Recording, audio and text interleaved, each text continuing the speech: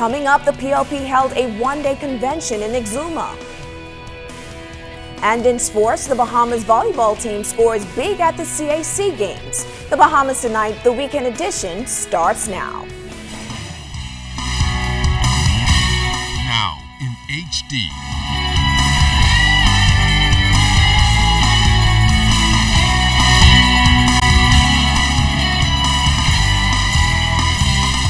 ZNS Network presents The Bahamas Tonight. This portion of the news brought to you by BTC Every Day.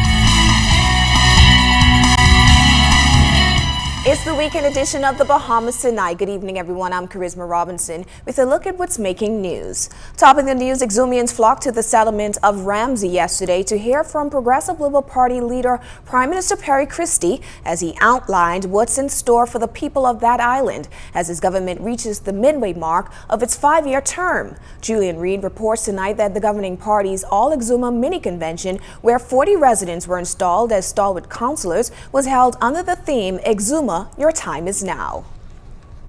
Prime Minister Perry Christie says there's major interest in Exuma and its keys and dynamic development, especially for the keys. It's happening for Exuma. It's going to happen during this term that you fought so hard to elect us for. I don't have to promise you. You can feel it, you can see it, you can touch it. But the Prime Minister expressed concern about Bahamians selling their land to foreigners without getting a percentage of the investment that comes out of the sale of the land. He says that's why the government is involved in joint ventures, to ensure that benefits of investment are passed on to Bahamians. We are fundamentally, as a government, committed to the recognition that we have to find the formula for Bahamians to have a more dynamic participation in what's happening in their own land of birth.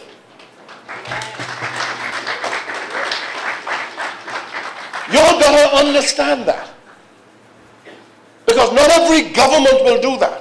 Mr. Christie highlighted the importance of planning, adding that there will be a plan for Exuma as a national development plan is rolled out next year, June. To support his point, he referred to the mini hospital in Exuma, which was built right opposite the fish fry.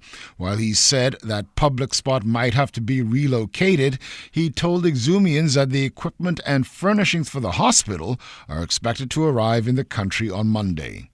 He said instructions have been given to draw up plans to modernize the airport too, and he wants that to be completed before the next general elections. But he reassured delegates that things are progressing. We are making progress, and progress is going to be felt by the people of Exuma. There will be more jobs. There will be Exumians coming back home because there will be sustained jobs and sustained employment. There will be better health care, better access to the technology, all of that.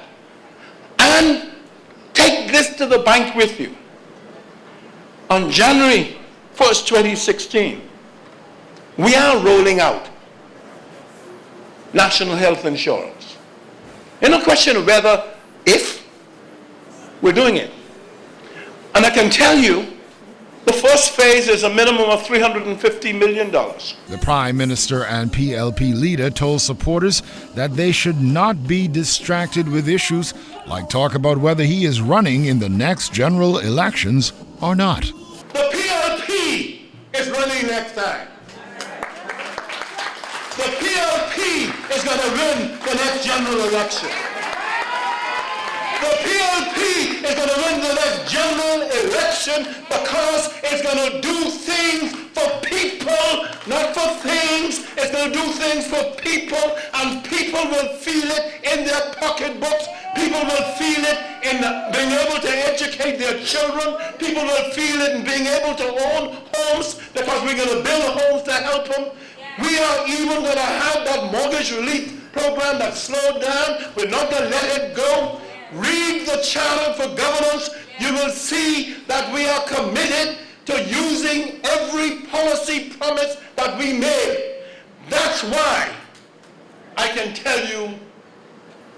PLP is in a good position. Julian Reed, ZNS Network News.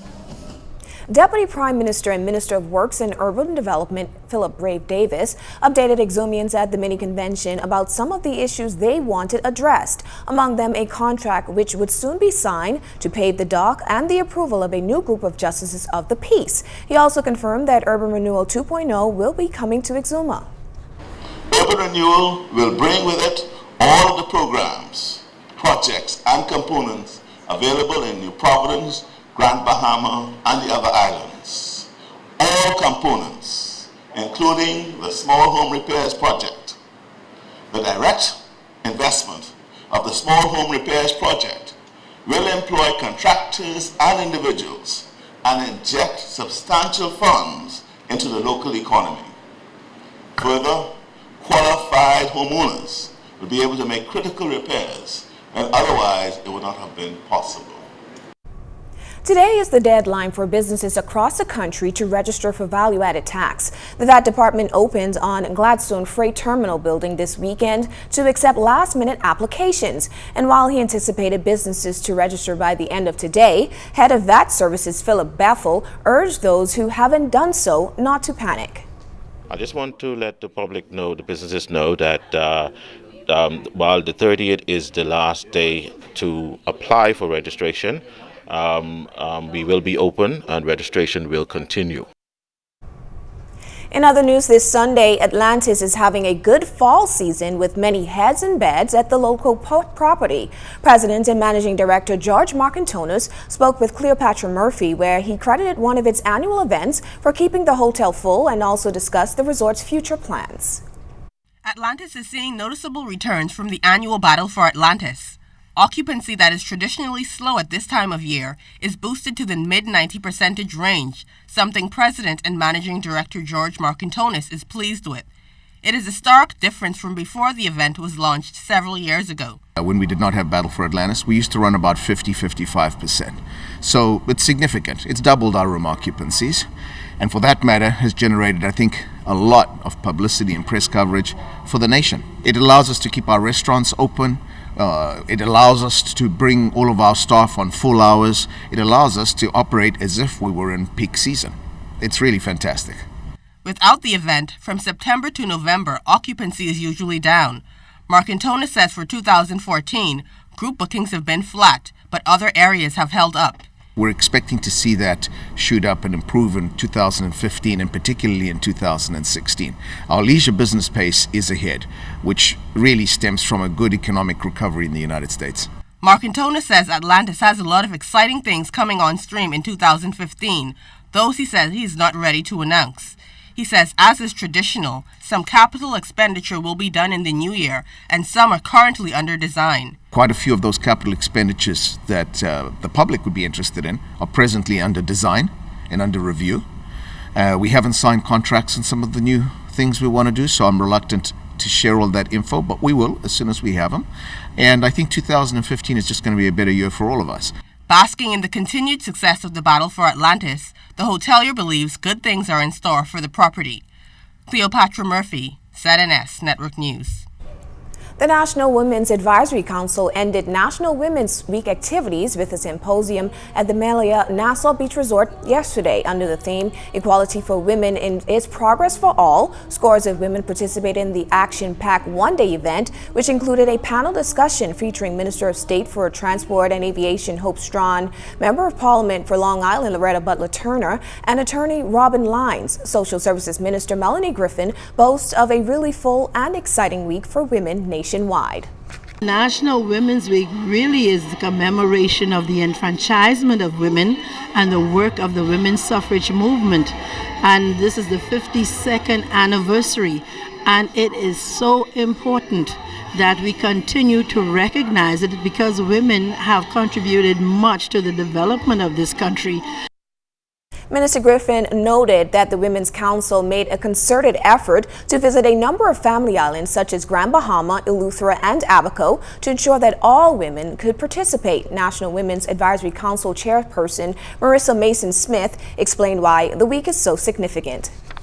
The symposium is to heighten the awareness of the role and significance women play in our nation.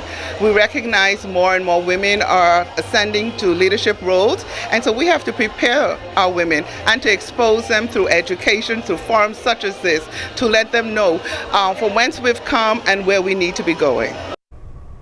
Since the first local case was reported in 1985, the Bahamas has made strides in the fight against HIV/AIDS, with significant decrease in the number of people infected, mother-to-child transmission, and deaths recorded. There has also been an increase in lifespans. World AIDS Day will be celebrated tomorrow and serves as an opportunity for the global community to unite in the fight against AIDS. There will be a special church service held at St. Anselm Roman Catholic Church in Fox Hill at 1 p.m. tomorrow. Health Minister Dr. Perry Gomez maintains the fight continues. You never get rid of something completely. You know, if you have less than, say, 1% per year for a period of time, that would meet the criteria of elimination. You see what I mean? And so we have done an excellent job in the fight against AIDS in the Bahamas, but it's not over. Coming up, the world-renowned Bahamas All-Star Matching Band returning home from their successful Thanksgiving Day mission. The Weekend Edition returns after this break.